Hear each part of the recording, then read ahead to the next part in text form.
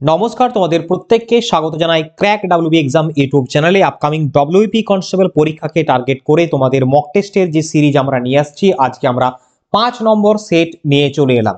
তোমাদের upcoming WP constable পরীক্ষাকে target করে আমাদের জিকের উপরে 25টি সেরা বাছাই করা প্রশ্ন উইথ এক্সপ্লেনেশন ক্লাস হচ্ছে। তোমাদের মনে রাখবে, তোমাদের 2024-এর ডব্লিউপি কনস্টেবলের লেটেস্ট প্যাটার্ন এবং 2025-এর আপকামিং ভ্যাকেন্সি, এই দুটো পরীক্ষার জন্য কিন্তু পারফেক্ট একটি জিকে ক্লাস তোমরা পাচ্ছ এই সিরিজের মাধ্যমে। বাট এই সিরিজটি শুধুমাত্র ডব্লিউপি কনস্টেবলের জন্য নয়, তোমাদের যে আপকামিং কলকাতা পুলিশ এক্সাম, বিভিন্ন এসআই এএসআই বা আবগারি দপ্তরের পরীক্ষা বা লেডি কনস্টেবলের পরীক্ষা, সমস্ত পুলিশ পরীক্ষার জন্যই ওয়েস্ট বেঙ্গলের কাজে লাগবে এই মক টেস্ট সিরিজটা। তো অবশ্যই প্রত্যেকে প্রথম থেকে শেষ অবধি ক্লাসটা ওয়াচ করবে, আর যদি ক্লাসটা ভালো লাগে তাহলে একটা লাইক শেয়ার করে দেবে বন্ধুদের সাথে। চলো আজকের ক্লাসটা আমরা শুরু করি। দেখো, প্রথম প্রশ্ন কি বলছে, টিপু সুলতানের রাজধানী কোথায় ছিল? মহীশূর, শ্রীরঙ্গপত্তনম, লাহোর নাকি পাটনা? চারটে অপশনস রয়েছে, সঠিক উত্তরটি হয়ে যাবে option B, Srirangapatnam is the right answer. এরপরে অ্যাডিশনাল ইনফরমেশন আমরা দেখে নেবো। দেখো, টিপু সুলতানের রাজধানী কোথায় ছিল? শ্রীরঙ্গপত্তনম। শ্রীরঙ্গপত্তনমের সন্ধি 1792 সালে তৃতীয় ইঙ্গ মহীশূর যুদ্ধের সমাপ্তি ঘটায় এবং টিপু সুলতান ফ্রান্সের জেকোবিন ক্লাবের সদস্য ছিলেন টিপু সুলতান।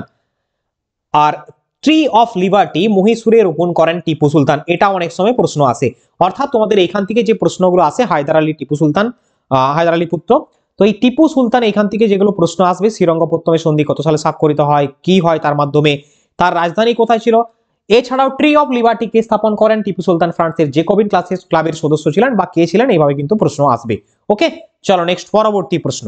গো ব্যাক টু ভেদাস স্লোগানটি কে প্রবর্তন করেন?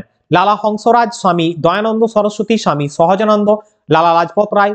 তো চারটে অপশনসের মধ্যে সঠিক উত্তরটি হয়ে যাবে তোমাদের 2 নম্বর প্রশ্নের Swami Dayananda Saraswati is the correct answer. Go back to Vedas স্লোগানটি প্রবর্তন করেছিলেন বা দিয়েছিলেন স্বামী দয়ানন্দ সরস্বতী। দেখো, দয়ানন্দ সরস্বতী আসল নাম মূলাশঙ্কর। তিনি 1885 সালে আর্য সমাজ প্রতিষ্ঠা করেন। তিনি সত্যার্থ প্রকাশ লিখেছেন এবং ইন্ডিয়া ফর ইন্ডিয়ান দয়ানন্দ সরস্বতীর বিখ্যাত স্লোগান। So option B is the correct answer. Next পরবর্তী প্রশ্ন, আমার কথা দিয়ে নয় কাজ দিয়ে আমাকে বিচার করুন, এ কথা কে বলেছিলেন? Lord Ripon, Lord Liton, Lord Curzon, Lord Bentinck. চারটে অপশনসের মধ্যে সঠিক উত্তরটি হয়ে যাবে লর্ড রিপন। অপশন এ হবে আমাদের সঠিক উত্তর। আমার কাজ দিয়ে নয়, আমার কথা দিয়ে নয়, আমার কাজ দিয়ে আমাকে বিচার করুন বলেছিলেন লর্ড রিপন। এছাড়াও এর সম্পর্কে বা লর্ড রিপন সম্পর্কে বেশ কিছু পয়েন্ট আমরা দেখব। 1882 সালে হান্টার কমিশন প্রতিষ্ঠা করেন উইলিয়াম হান্টারের সভাপতিত্বে ভারতের তৎকালীন ভাইসরয় লর্ড রিপন। তাহলে হান্টার কমিশন কে প্রতিষ্ঠা করেন বা এনেছিলেন? হান্টার কমিশন লর্ড রিপনের নেতৃত্বে। এছাড়াও তিনি সিভিল সার্ভিসের যে বয়স প্রয়োজন 18 বছর থেকে 21 বছর বাড়িয়েছিলেন তিনি, এবং পরবর্তী ক্ষেত্রে লিটন সেটা কি করেছিল, 21 বছর থেকে কমিয়ে 18 করেছিল, তো সেটাকে তিনি বাড়িয়ে আবার 18 থেকে 21 করেন।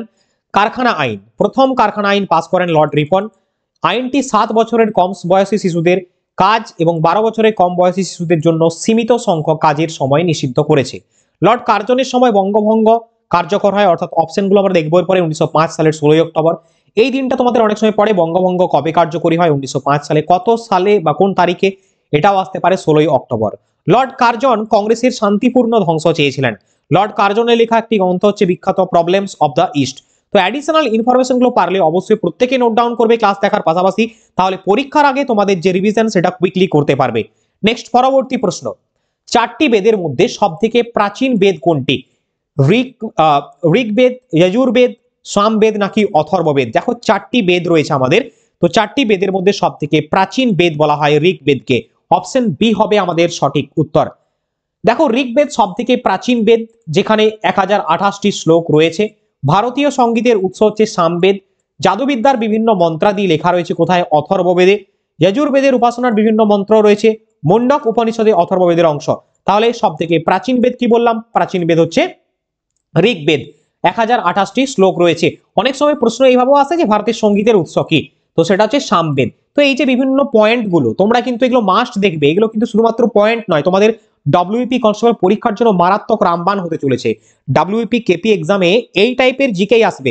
কলকাতা পুলিশে প্রিলিমসে তোমাদের 40টি জিকে আসবে, আর ডব্লিউপি কনস্টেবলে 25টি জিকে আসবে। এবং ডেফিনেটলি আমার এই ক্লাস ফলো করলে বা সিরিজের প্রত্যেকটা টপিক যদি তুমি কমপ্লিট করো, you will get a better common question from this. Okay, তো অবশ্যই তোমরা কমন ভাবে নিজের উপর ভরসা রাখো, ক্লাসের উপর ভরসা রাখো এবং দেখে যাও ক্লাসটা। নেক্সট পরবর্তী 5 নম্বর প্রশ্ন, ভারতের পূর্ব থেকে পশ্চিম দিকে প্রবাহিত নদীটি কোনটি? মহানদী, গোদাবরী, নর্মদা নাকি তুঙ্গভদ্রা? চারটে অপশনের মধ্যে সঠিক উত্তরটি হয়ে যাবে option C is the correct answer, Narmada নদী। দেখো ওয়েস্ট ফ্লোয়িং লংগেস্ট রিভার যেটা অমরকন্টক প্লেটু থেকে উৎপত্তি লাভ করে অ্যারাবিয়ান সিতে পড়েছে, মানে আরব সাগরে পতিত হয়েছে, সেটি হচ্ছে নর্মদা নদী। গ্রস্থ উপত্যকার মধ্য দিয়ে প্রবাহিত নদীগুলির মধ্যে অন্যতম তাপ্তি এবং নর্মদা। এছাড়াও যদি এখান থেকে প্রশ্ন আসে মহানদীর উপর রয়েছে কি, এটা আসতে পারে মহানদীর উপর নদী রয়েছে ভারতের দীর্ঘতম বাঁধ যেটা হচ্ছে হীরাকুদ বাঁধ উড়িষ্যা রাজ্যে। তো এইভাবে কিন্তু বিভিন্ন টাইপের প্রশ্ন তোমাকে জিজ্ঞেস করবে পরীক্ষাতে। নেক্সট এখানে দেখে নাও, একটু ডিটেলসে বলা হয়েছে নর্মদা নদী পূর্ব থেকে পশ্চিমে প্রবাহিত হয়ে আরব সাগরে পড়েছে। মহানদী, গোদাবরী, তুঙ্গভদ্রা এগুলো পশ্চিম থেকে পূর্ব দিকে প্রবাহিত নদী, ঠিক আছে? পশ্চিম থেকে পূর্ব দিকে প্রবাহিত নদী মহানদী, গোদাবরী, তুঙ্গভদ্রা যেগুলো বঙ্গোপসাগরে পড়েছে। আর নর্মদা নদীর উৎপত্তি ভারতের মধ্যপ্রদেশ রাজ্যের অনুপুর জেলার অমরকন্টক থেকে। এই নদীটি রেভা নামেও পরিচিত, প্রাচীনকালে এটিকে নর্মদা বা নুরবুদা বলা হতো। নর্মদা নদীটি গুজরাট এবং মধ্যপ্রদেশ রাজ্যের জীবন রেখা বা লাইফ লাইন বলা হয়। নর্মদা নদীর মোট উপনদী হচ্ছে 41 রয়েছে এবং নর্মদা নদী দীর্ঘতম পশ্চিম প্রবাহিত নদী। নর্মদা নদী বদ্বীপ গঠন করে না, শুধুমাত্র মোহানা তৈরি করে। নেক্সট পরবর্তী প্রশ্নে আমরা যাব, আলমাট্টি ড্যাম নিম্নলিখিত কোন রাজ্যে অবস্থিত? অন্ধ্রপ্রদেশ, কর্ণাটক, তামিলনাড়ু নাকি কেরালা? 6 নম্বর প্রশ্নের সঠিক উত্তরটি হয়ে যাবে Karnataka, option B is the correct answer. Almatti dam কোথায় রয়েছে? কর্ণাটক রাজ্যে, অপশন বি হবে সঠিক উত্তর। দেখো আলমাট্টি ড্যাম উত্তর কর্ণাটকে কৃষ্ণা নদীতে অবস্থিত। আলমাট্টি ড্যাম এখানে ভারতের বাঁধ সম্পর্কে গুরুত্বপূর্ণ পয়েন্ট যেগুলো মোস্ট রিপিটেড হয় সেইগুলো ডিয়ার স্টুডেন্ট একটু তোমরা দেখে নাও। যেরকম মেট্টুর বাঁধ, এটা কোথায় পাওয়া যায়? মেট্টুর বাঁধ তামিলনাড়ুতে রয়েছে। কোন নদীর উপর? কাবেরী নদীর উপর। খুব ভালো করে দেখবে। কৃষ্ণ রাজা সাগর বাঁধ কর্ণাটকে রয়েছে কাবেরী নদীর উপরে। হীরাকুদ বাঁধ কোথায় রয়েছে? উড়িষ্যা মহানদীর, ভারতের লংগেস্ট, এটা লিখে নেবে প্রত্যেকে, লংগেস্ট। ওকে। নাগার্জুন সাগর, নাগার্জুন সাগর অন্ধ্রপ্রদেশ কৃষ্ণা নদীতে রয়েছে। পোলাভারাম বাঁধ, পোলাভারাম বাঁধ কোথায়? অন্ধ্রপ্রদেশ গোদাবরী নদীর উপর। ডিয়ার স্টুডেন্ট তোমাদের জন্য একটা হোমওয়ার্ক আমি দিচ্ছি, প্রত্যেকে ক্লাসটি দেখার পরে কমেন্টে জানাবে ভারতের উচ্চতম বাঁধ কোনটি এবং ইহা কোন নদীর উপর অবস্থিত, এটা আমাকে কমেন্টে জানাবে। চলো নেক্সট পরবর্তী 7 নম্বর প্রশ্নে আমরা যাই। ধূপগড় কোন পর্বত এর সর্বোচ্চ শৃঙ্গ?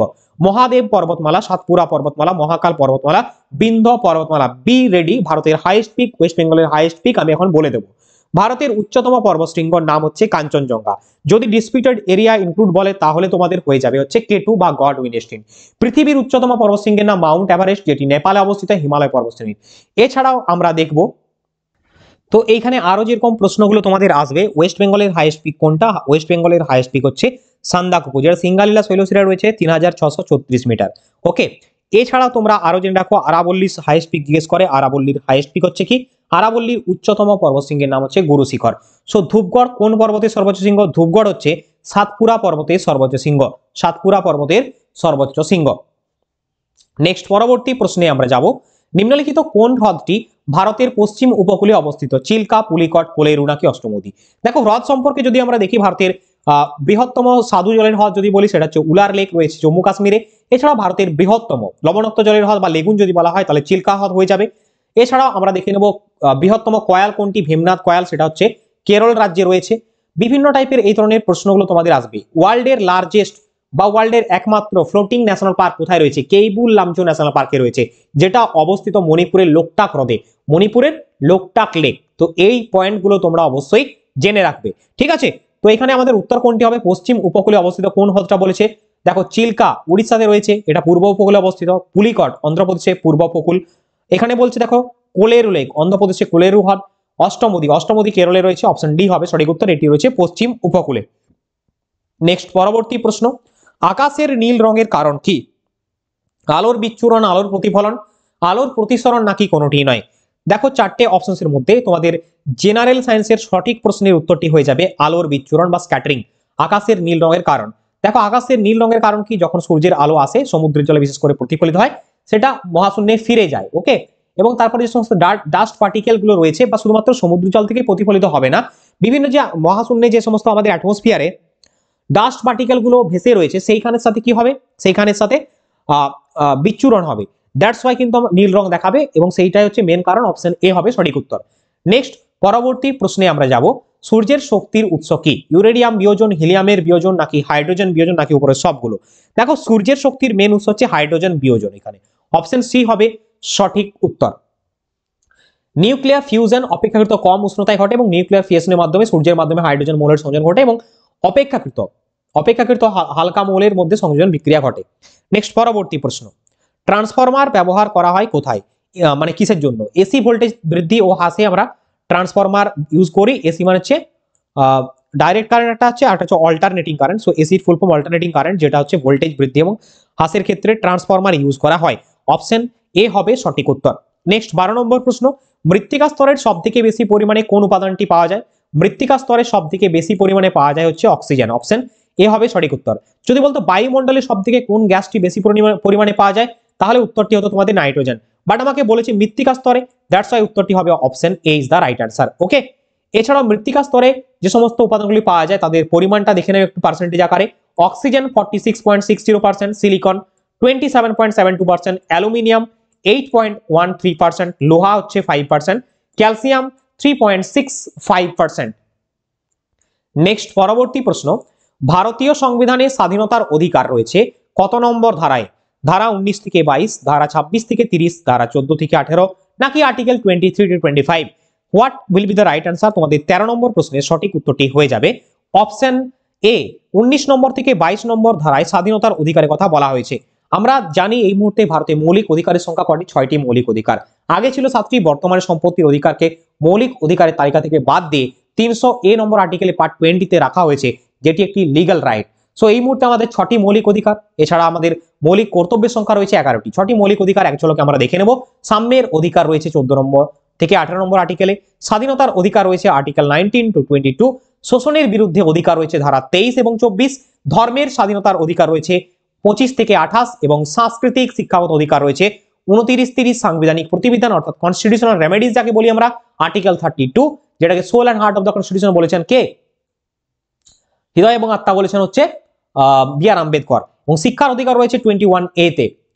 নেক্সট পরবর্তী কোশ্চেনে আমরা যাব, ভারতের সংবিধানের কোন ধারায় গ্রাম পঞ্চায়েত গঠনের কথা বলা হয়েছে? ধারা 40, ধারা 41, ধারা 42, ধারা 43। দেখো এখানে সঠিক উত্তরটা আমরা বেছে নেব অপশন এ কে। 40 নম্বর আর্টিকেলে বলা হয়েছে। পঞ্চায়েত সম্পর্কে যদি আমরা আসি, তাহলে এইখানে তোমাদের যে প্রশ্নগুলো আসবে, তাহলে সেইখান থেকে কি প্রশ্ন আসবে স্যার? 24 এপ্রিল প্রতি বছর আমরা পঞ্চায়েতি রাজ দিবস পালন করি। পঞ্চায়েতি রাজ দিবস প্রথম পালন করা হয় রাজস্থানের নাগর জেলায়, পরবর্তী ক্ষেত্রে এটা অন্ধ্রপ্রদেশে পালিত হয়।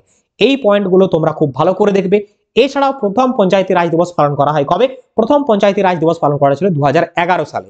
সালটা মনে রেখে দেবে। দেখো ভারতের পঞ্চায়েতি রাজ ব্যবস্থা 1993 সালে 24 এপ্রিল কার্যকর হয়েছিল 73তম সংবিধান সংশোধনের মাধ্যমে। 1959 সালে 2রা অক্টোবর রাজ্যে ভারতে প্রথম কি করা হয়? পঞ্চায়েত রাজ ব্যবস্থা চালু হয় নাগর জেলাতে। 1973-এ পশ্চিমবঙ্গে ত্রিস্তরীয় পঞ্চায়েত ব্যবস্থা ইন্ট্রোডিউস করা হয় এবং ত্রিস্তরীয় পঞ্চায়েত ব্যবস্থার গ্রামীণ স্তর, যেটা আমাদের গ্রাম পঞ্চায়েত রয়েছে, পঞ্চায়েত সমিতি রয়েছে ব্লক লেভেলে এবং জেলা পরিষদ জেলা স্তরে, 3টি স্তরকে আমরা ত্রিস্তরীয় পঞ্চায়েত ব্যবস্থা বলতে পারি, যেটা আমাদের ওয়েস্ট বেঙ্গলেও রয়েছে। এবং গ্রাম পঞ্চায়েতের যে মেম্বার, যে মানে প্রধানের যে সময়কাল বা প্রতি বছর কত বছর অন্তর ভোট হয় পঞ্চায়েতের, এই প্রশ্নটাও আসে। প্রতি 5 বছর অন্তর কিন্তু ভোট হয়ে থাকে এবং রাজ্য নির্বাচন কমিশনার পঞ্চায়েত ভোট কন্ডাক্ট করে থাকে। ওকে, চলো নেক্সট পরবর্তী প্রশ্ন, ভারতের নিবিড় কৃষি জেলা কর্মসূচি কোন পরিকল্পনা গৃহীত হয়? প্রথম পঞ্চবার্ষিকী পরিকল্পনা, দ্বিতীয় পঞ্চবার্ষিকী পরিকল্পনা, তৃতীয় পরিকল্পনা, নাকি চতুর্থ পঞ্চবার্ষিকী পরিকল্পনা? 15 নম্বর প্রশ্নের সঠিক উত্তরটা হবে তৃতীয় পঞ্চবার্ষিকী পরিকল্পনার মাধ্যমে নিবিড় কৃষি জেলা কর্মসূচি পালিত হয়। অপশন সি হবে সঠিক উত্তর। পরবর্তী কোশ্চেন, বিশ্ব ওজন দিবস কবে পালিত হয়? 16 নম্বর প্রশ্নের সঠিক উত্তরটি হয়ে যাবে 16ই সেপ্টেম্বর প্রতি বছর বিশ্ব ওজন দিবস পালিত হয়। গুরুত্বপূর্ণ ডেজগুলো আমরা এক ঝলকে দেখে নেব, যেগুলো পরীক্ষার জন্য মোস্ট ইম্পর্টেন্ট। দেখো 1 জানুয়ারি বিশ্ব পরিবার দিবস, 4 জানুয়ারি বিশ্ব ব্রেল দিবস, মোস্ট ইম্পর্টেন্ট কিন্তু পরীক্ষাতে আসে। যেগুলো বলছি দাগমার্ক করে দেবো, খুব দেখবে ভালো করে। 25 জানুয়ারি জাতীয় ভোটার দিবস, 12 জানুয়ারি জাতীয় যুব দিবস, 10 জানুয়ারি হিন্দি দিবস, এছাড়া 15 জানুয়ারি সেনা দিবস, 2রা ফেব্রুয়ারি বিশ্ব জলাভূমি দিবস, 28 ফেব্রুয়ারি জাতীয় বিজ্ঞান দিবস, 21 মার্চ বিশ্ব অরণ্য দিবস, 22 মার্চ বিশ্ব জল দিবস, 7 এপ্রিল বিশ্ব স্বাস্থ্য দিবস, এগেন মোস্ট ইম্পর্টেন্ট, এবং 21 এপ্রিল জাতীয় সিভিল সার্ভিস দিবস, 11 জুলাই বিশ্ব জনসংখ্যা দিবস, কাউন্ট এভরিওয়ান এবং লিভ নো ওয়ান বিহাইন্ড, এটাও কিন্তু এবার থিমটা মনে রাখবে 2024-এর। 6 আগস্ট হিরোশিমা দিবস, 9 আগস্ট নাগাসাকি দিবস, 12 আগস্ট আন্তর্জাতিক যুব দিবস, 29 আগস্ট জাতীয় ক্রীড়া দিবস, যেটা পরীক্ষাতে মোস্ট ইম্পর্টেন্টলি আসে। ওকে, তো যেগুলো তোমাদের বলে দিচ্ছি এই ক্লাসের মধ্যে থেকে কমন তোমরা অবশ্যই পেয়ে যাবে। নেক্সট পরবর্তী কোশ্চেন, ভারতের প্রথম মহিলা যিনি বুকার পুরস্কার পেয়েছেন? আশাপূর্ণা দেবী, মহাশ্বেতা দেবী, অরুন্ধতী রায়, দুর্গা গাঙ্গুলি। সঠিক উত্তরটি হবে তোমাদের Arundhati Roy. Option C is the correct answer. Arundhati রায়ের বিখ্যাত বই The God of Small Things, এবং তার জন্য তিনি এই বইটি পেয়েছেন, পুরস্কারটি পেয়েছেন ভ্যান বুকার প্রাইজ। আর অরুন্ধতী রায় সম্পর্কে দুটো পয়েন্ট বলবো। 2023-এ তিনি ইউরোপিয়ান এসে অ্যাওয়ার্ড পেয়েছেন, কারেন্ট অ্যাফেয়ার্স দিক থেকে ইম্পর্টেন্ট। আর 2024 কারেন্ট অ্যাফেয়ার্সের দিক থেকে ইম্পর্টেন্ট কি, 2024-এর জন্য তিনি পেয়েছেন পেন প্রিন্টার পুরস্কার অরুন্ধতী রায়। ওকে, চলো এখানে নেক্সট আরেকটা জিনিস বলা হলো না তোমাদের, এখানে মহাশ্বেতা দেবীর বিখ্যাত যে উপন্যাস সেটা তোমরা আমাকে কমেন্ট করে জানাবে, ঠিক আছে। চলো নেক্সট, সুইডেনের পার্লামেন্টকে কি বলা হয়? সুইডেনের পার্লামেন্টকে কি বলা হয়? রিক্সদাগ, কংগ্রেস, সিয়াম নাকি ডুমা? সঠিক উত্তর হবে option A, Riksdag is the correct answer. বিভিন্ন দেশের পার্লামেন্ট বা আইনসভাগুলো আমরা দেখবো, ভারতের যেরকম সংসদ, বাংলাদেশের জাতীয় সংসদ, পাকিস্তানের জাতীয় পরিষদ বা সিনেট, আফগানিস্তানের সুরা বা ন্যাশনাল অ্যাসেম্বলি, চীনের ন্যাশনাল পিপলস কংগ্রেস, ফিনল্যান্ডের পার্লামেন্ট, শ্রীলঙ্কার পার্লামেন্ট, আয়ারল্যান্ডের পার্লামেন্ট, নিউজিল্যান্ডের পার্লামেন্ট, সিঙ্গাপুরের পার্লামেন্ট, ইউক্রেনের ভারখোভনা রাডা, ভুটানের সংডু, প্যারাগুয়ের কংগ্রেস, অস্ট্রেলিয়ার ফেডারেল পার্লামেন্ট, কানাডার পার্লামেন্ট, জাপানের ডায়েট, মোস্ট ইম্পর্টেন্ট, জাপানটা অনেক সময় আসে, ইসরায়েলের নেসেট, এটা পরীক্ষাতে রিপিট হয়, ইরানের মজলিস, এটা পরীক্ষাতে আসে, মালদ্বীপের মজলিস, যুক্তরাজ্যের পার্লামেন্ট, রাশিয়ার ফেডারেল অ্যাসেম্বলি, এই ভুটানেরটাও আসে সংডু, ঠিক আছে। চলো নেক্সট পরবর্তী প্রশ্ন, 19 নম্বর প্রশ্ন বলছে, নিম্নলিখিত কোন লোকনৃত্যটি রাজস্থানের নয়? লাভনী, ঘুমার, কালবেলিয়া নাকি গাঙ্গুর? সঠিক উত্তরটি হয়ে যাবে তোমাদের রাজস্থানের নয় বলেছে, তো ঘুমার ডেফিনেটলি রাজস্থানে হয়, কালবেলিয়াও রাজস্থানে হয়, গাঙ্গুরটা হয়। এখানে হয় না যেটা, সেটা হচ্ছে লাভনী। দেখো লাভনী হচ্ছে মহারাষ্ট্রের, এটা মহারাষ্ট্রে পালিত হয়, তো আমরা দেখে নেব। দেখো ঘুমার, কালবেলিয়া, গাঙ্গুর রাজস্থানের লোকনৃত্য, আর লাভনী হচ্ছে লোকনৃত্য কোথাকার? মহারাষ্ট্রের। এরপরে আমরা দেখে নেবো এক নজরে যে বিভিন্ন রাজ্যের লোকনৃত্য, অন্ধ্রপ্রদেশের কুচিপুড়ি, কর্ণাটকের যাক্সাগান, গুজরাটের গরবা, মোস্ট ইম্পর্টেন্ট, মহারাষ্ট্রের লাবণী, কোলি, গোন্ধল, তামাশা, লেজিম, আসামের বিহু, বাগরুম্বা, ছত্তিশগড়ের গৌর, গোয়ার হচ্ছে ঝালু, পশ্চিমবঙ্গের গম্ভীরা, মোস্ট ইম্পর্টেন্ট। নেক্সট প্রশ্ন 20 নম্বর কোয়েশ্চেন, আইএলও এর সদর দপ্তর কোথায় অবস্থিত? আইএলও মানে হচ্ছে ইন্টারন্যাশনাল লেবার অর্গানাইজেশন, বাংলায় হচ্ছে আন্তর্জাতিক শ্রমিক সংস্থা, যার সদর দপ্তর রয়েছে। সঠিক উত্তরটা হবে জেনেভাতে। Option D is the correct answer. এক ঝলকে আমরা দেখে নেব বিভিন্ন সদর দপ্তর, যেরকম ইউনেস্কোর হেডকোয়ার্টার রয়েছে প্যারিসে, ইউনিসেফের হেডকোয়ার্টার রয়েছে নিউ ইয়র্কে, ইন্টারন্যাশনাল লেবার অর্গানাইজেশন ইলোর হেডকোয়ার্টার রয়েছে জেনেভাতে, ওপেকের হেডকোয়ার্টার রয়েছে ভিয়েনা অস্ট্রিয়াতে, নেটোর হেডকোয়ার্টার রয়েছে ব্রাসেলসে, WWF এর সুইজারল্যান্ডে, WTO এর রয়েছে জেনেভাতে। নেক্সট পরবর্তী প্রশ্ন, সিডি সম্পূর্ণ নাম কি?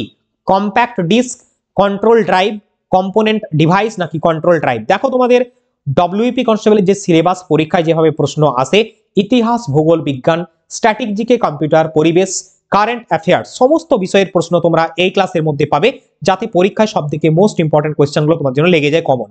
তো 21 নম্বর প্রশ্নের সঠিক উত্তরটা হবে কম্প্যাক্ট ডিস্ক, অপশন এ হবে সঠিক উত্তর।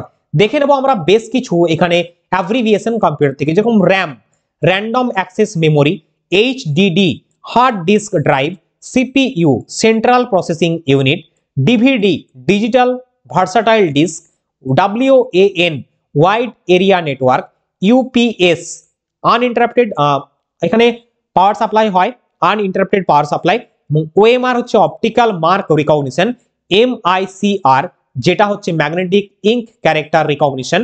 এছাড়াও দেখো USB, universal serial bus, IC, integrated circuit, OCR, optical character recognition, CD, compact disc, PC, personal computer, BCR, break point cluster reason, LAN, local area network, ROM, read only memory, CRT, cathode ray tube. তাহলে এতগুলো জিনিস তোমরা এখানে এক ঝলকে আমার সাথে পেয়ে যাচ্ছ, বারবার দেখে নাও, বলে নাও এবং খাতায় নোট ডাউন করে নাও, তাহলে কিন্তু তোমার রিভিশনটা এখানে হয়ে যাবে। নেক্সট পরবর্তী প্রশ্ন 22 নম্বর প্রশ্ন, সম্প্রতি শিক্ষায় অসামান্য অবদানের জন্য গ্লোবাল এক্সেলেন্স অ্যাওয়ার্ড 2024 কাকে সম্মানিত করা হয়েছে? সঠিক উত্তরটা হবে চন্দ্রকান্ত সতীজা। কারেন্ট অ্যাফেয়ার্স এর প্রশ্ন, option C is the correct answer. Next পরবর্তী প্রশ্ন, সম্প্রতি মহিলাদের বিভাগে 2024 সালের ইতালিয়ান ওপেন শিরোপা কে জিতেছেন? সঠিক উত্তরটা হবে তোমাদের চারটে অপশনের মধ্যে Iga Swiatek. Option B is the right answer. Next প্রশ্ন, বিশ্বের প্রথম 3D প্রিন্টেড রকেট ইঞ্জিনের নাম কি?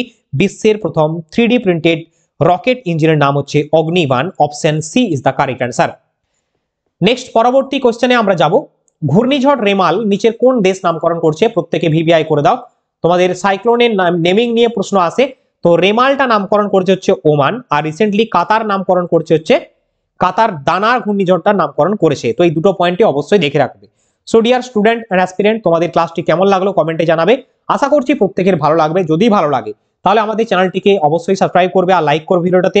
আর আমাদের একটা হোয়াটসঅ্যাপ গ্রুপ রয়েছে যেখানে WP KP the Bengal battalion বলে, সেখানে প্রতিদিন ক্লাস আপডেট, পরীক্ষা সংক্রান্ত আপডেট, বিভিন্ন ফ্রি ম্যাটেরিয়াল, পিডিএফ, চাকরির আপডেট, মক টেস্ট, সমস্ত কিছু পাওয়ার জন্য অবশ্যই হোয়াটসঅ্যাপ গ্রুপটা জয়েন হয়ে যাও। লিঙ্ক ডেসক্রিপশনে রয়েছে, অথবা তুমি ডিরেক্টলি তোমার ফোন থেকে হোয়াটসঅ্যাপে গিয়ে এই কিউআর কোডটা স্ক্যান করলে তুমি জয়েন হয়ে যেতে পারবে আমাদের গ্রুপে।